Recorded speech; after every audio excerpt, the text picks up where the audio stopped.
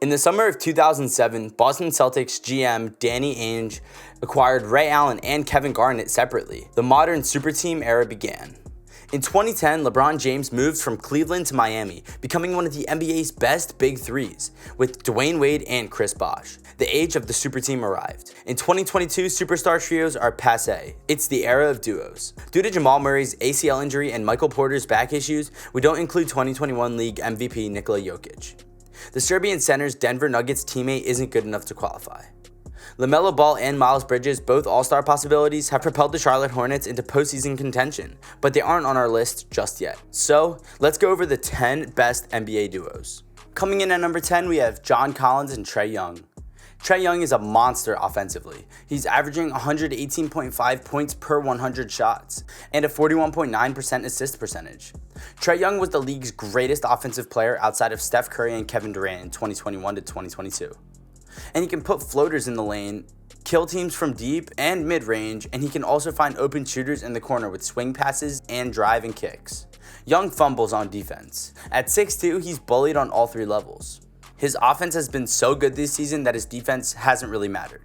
For example, with Trae Young on the court, the Hawks are 10.7 points better. John Collins' profile resembles Trae Young's. In terms of defense, he's average. A 78.8% rim runner, Collins just isn't an inside bruiser. He makes a 36.8% of his 2.7 three-point tries per game. John Collins at 24 isn't a defensive anchor. The Atlanta Hawks' defensive rating at 110.7 is 23rd in the NBA, negating their outstanding offense. Collins must work hard defensively if the Hawks are to improve their 11-10 record. Up next, we have Doncic and Porzingis. On offense, the Mavericks' Luka Doncic does it all. He has the greatest usage rate and the highest assist rate in the entire league. Both Luka Doncic and Kristaps Porzingis are averaging 25.5 points, 8.2 rebounds, and 8.3 assists per game. Sadly, Doncic has an overall burden that reduces his two-way impact on the game. His field goal percentage is merely 43.9%, and his defensive effort has diminished. The Mavericks are 10 points poorer on defense with Doncic on the field, one of the league's worst figures. Kristaps Porzingis averages 19.6 points per game, 7.9 rebounds per game, and 1.6 blocks per game. He's made a few mistakes, turning the ball over only 1.4 times a game. Porzingis' defense is more crucial than his attacking prowess. He's contributed backline D for a Dallas team without a perimeter ball stopper. With Kristaps in the game, the Mavericks have held opponents to a negative 2.4 points per 100 possessions, the highest on the team. In the number 8 spot, we have Donovan Mitchell and Rudy Gobert. Rudy Gobert is a candidate for Defensive Player of the Year.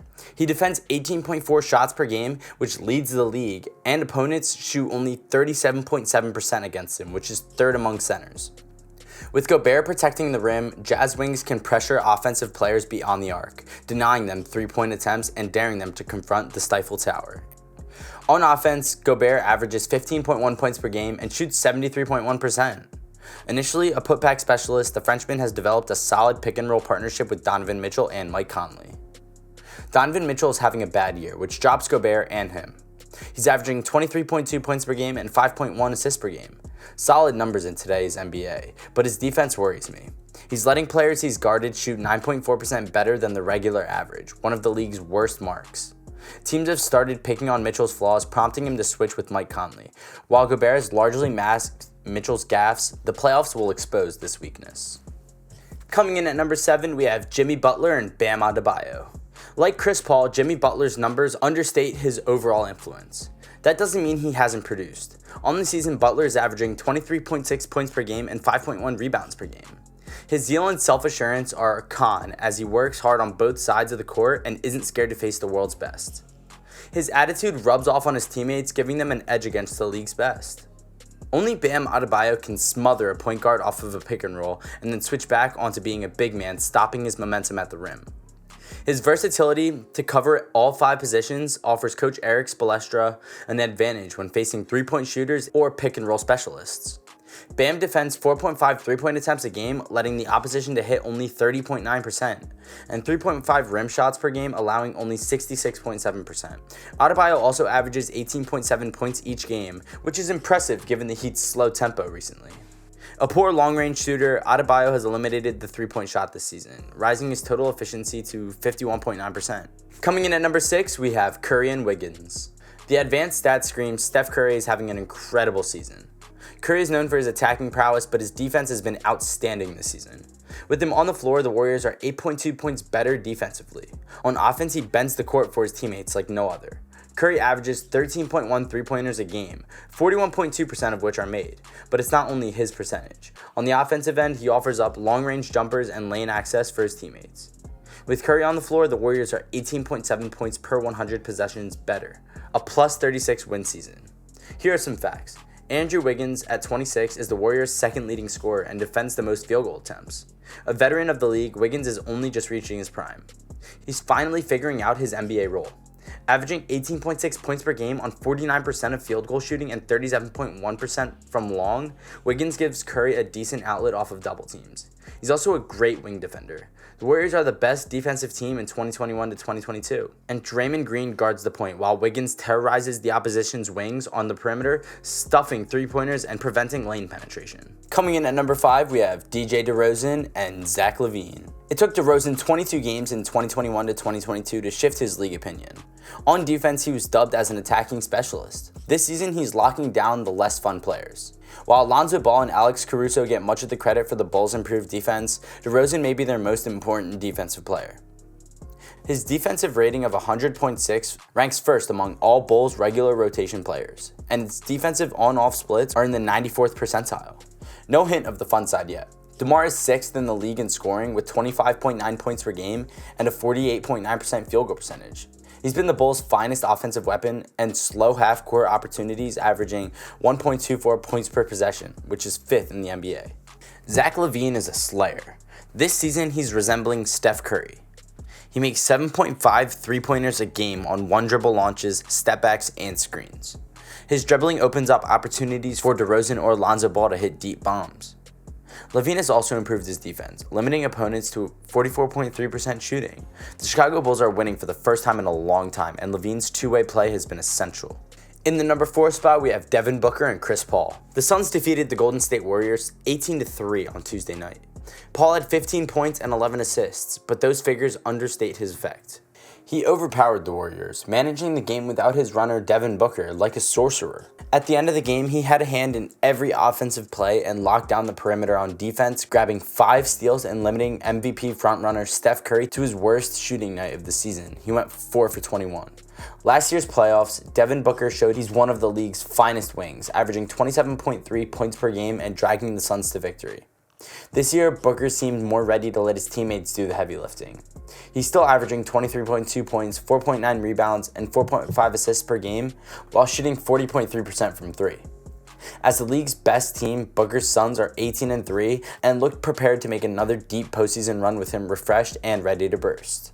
Only 11 Lakers games this season has thrown LeBron James's rhythm and conditioning. He still has 25.8 points per game, 6.8 assists per game, and 5.2 rebounds per game. The Lakers have struggled all year and are 12-11, but it doesn't matter. No team wants LBJ in the playoffs. Nobody plays the game like he does. He's Chris Paul, but 75 pounds stronger and 9 inches taller. LeBron combines his basketball IQ and physicality like no one else and is not slowing down. Anthony Davis's shooting is abysmal. In the NBA's catch-all advanced metric, player efficiency rating, he's just hitting 19.6% of his three-point tries.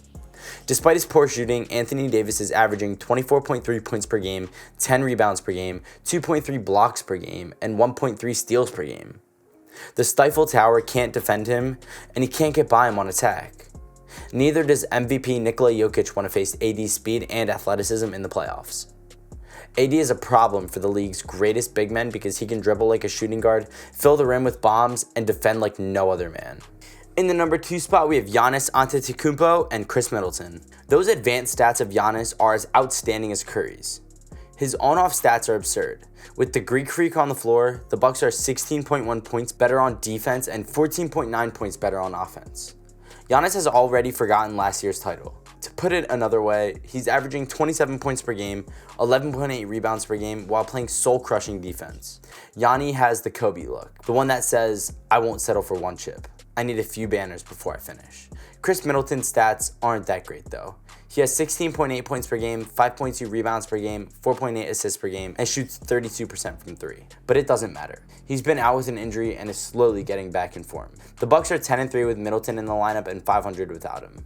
He defends the opposition team's top perimeter threat every night and can create himself on the half court. Middleton would score 27 plus points per game for a lottery team like the Pistons.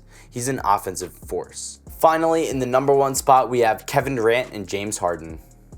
The Brooklyn Nets started off slowly, but they're now 15-6, leading the East. Nobody wants LeBron in the playoffs. Double that dread and you have Kevin Durant. He's one player on earth that other teams don't want shooting the last shot for a title. And his shooting splits are insane. 76.1% at the basket, 53% from 3 to 10 feet, 52.5% from 10 to 16 feet, 64.9% from 16 to the 3-point line, and 38.9% from long range. In addition to his length, he has a quick first step. His defense is also solid.